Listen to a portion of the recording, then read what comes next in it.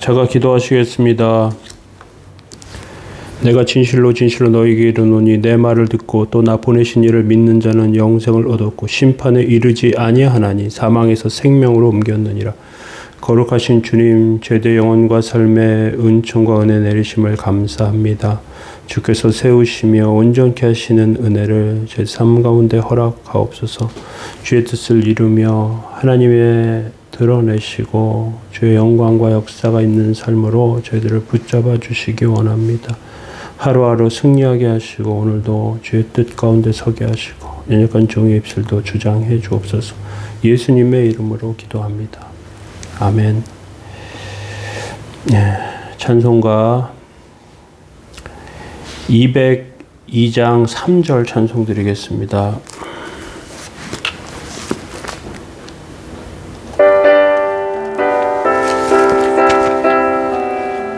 202장 3절입니다.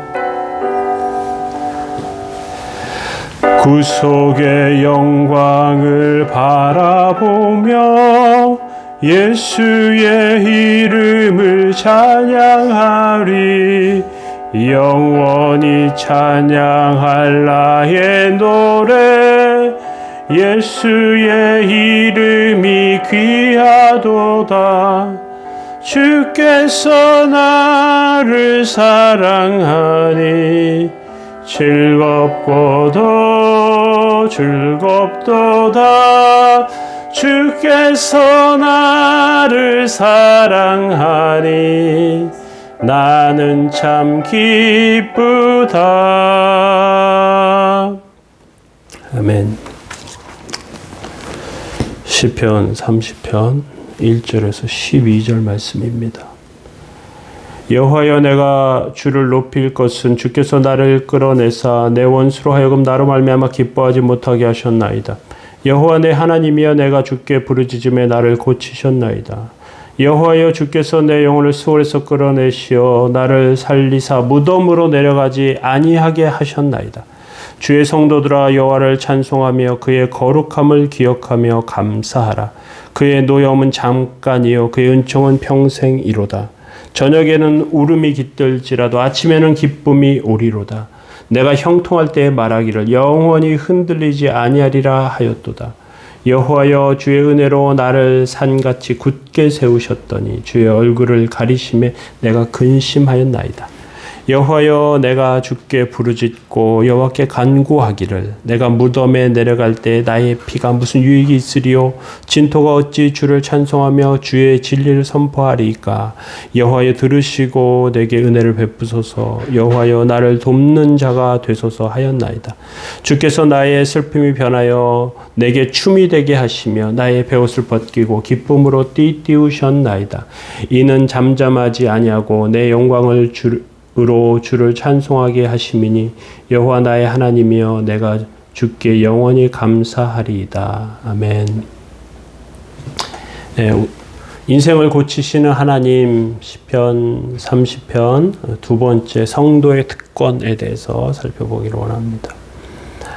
성경은 하나님의 백성을 여성형으로 표현하는 경우가 많습니다.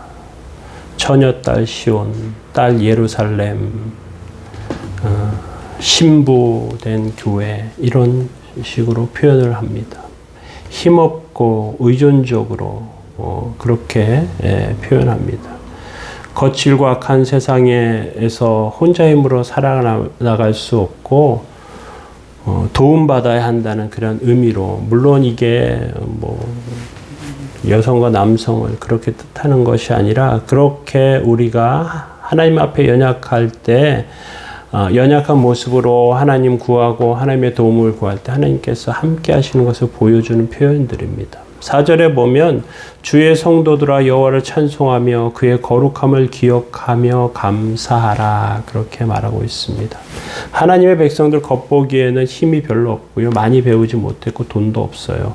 그런데 그 안에 성령님이 있습니다. 그 안에 하나님의 역사가 있어요. 말씀을 들으면 들을수록 점점 충만하게 능력과 은혜로 차오르죠.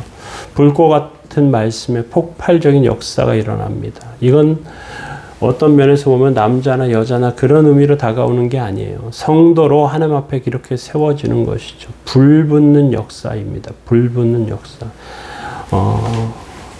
지금도 그 아프리카 같은 곳에는 메뚜기 떼들이 다니는데요. 기름이 가득해서 그 안에 불붙는 집단이 있다고 하면 메뚜기가 뛰어들면 다 죽지요. 그렇게 능력과 역사하는 것입니다. 하나님의 백성들에게 불붙는 것과 같은 은혜, 그런 역사는 큰 능력과 역사로 나타나고요. 예전에 불은 신호로 많이 사용됩니다. 봉화불이죠, 봉화불. 성도들의 불을 보시고 하나님께서 복을 내려주시고 강복하십니다. 기도의 불, 그것이 축복의 역사가 있는 곳입니다. 힘없는 곳에서 하나님의 능력과 역사를 발견하게 됩니다. 그렇게 세워져 가는 것이죠. 성전 낙성식에 어찌 보면 베레스 우사의 실패, 정말 어떤 면에서 보면 그 인간적인 그런 교만함이나 이런 옳지 못한 그런 모습들, 다윗은 두려움 가운데 그걸 그 에벤에셀의 오베데돔의 집에 이렇게 두게 됩니다. 그런데 하나님께서 복을 주시는 거예요. 그 과정에 하나님 은혜를 베풀어 주시는 거예요. 그래서 이제 법궤를 예루살렘으로 이제 성경 기록된 대로 손을 잡는 것이 아니고 그 고리에 막대기를 꿰어서 그것을 제사장들이 어깨에 메고 그런 방식으로 찬송하면서 그 예루살렘 성으로 들어옵니다. 기쁨의 찬송을 부르고 그렇게 큰 은혜 가운데 이렇게 하는 것이죠. 그때 우리는 기억할 것이 있어요. 법궤는 또 성막은 인간의 눈에 보기에는 굉장히 초라해 보이는 것이에요. 건물로 쫙 지어진 것이 아니었습니다. 당시에 성전은 그 가죽으로 지어진 천막이에요. 초라합니다. 그런데 그곳에 무엇이 있습니까? 역사가 있어요. 하나님의 능력이 있습니다. 하나님의 인도하심이 있어요.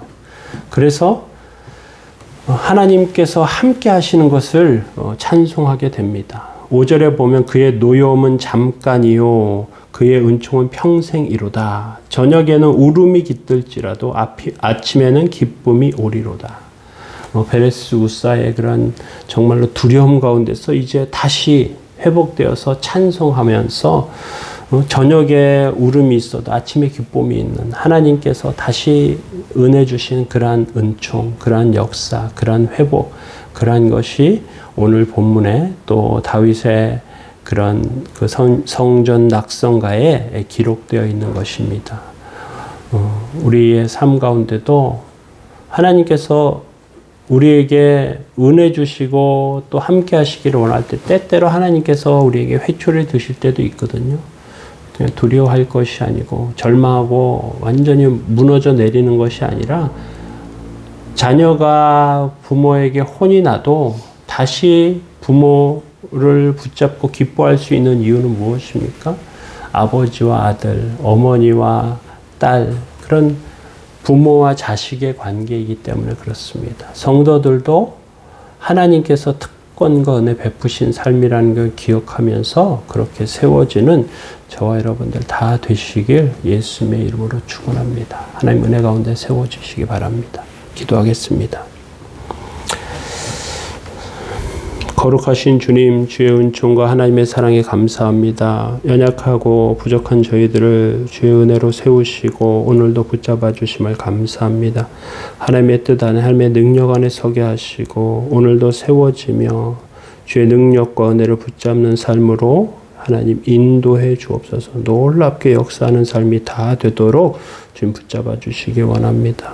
오늘 한날의 삶에 찬송과 영광과 역사가 있게 하옵소서. 예수님의 이름으로 기도합니다. 아멘.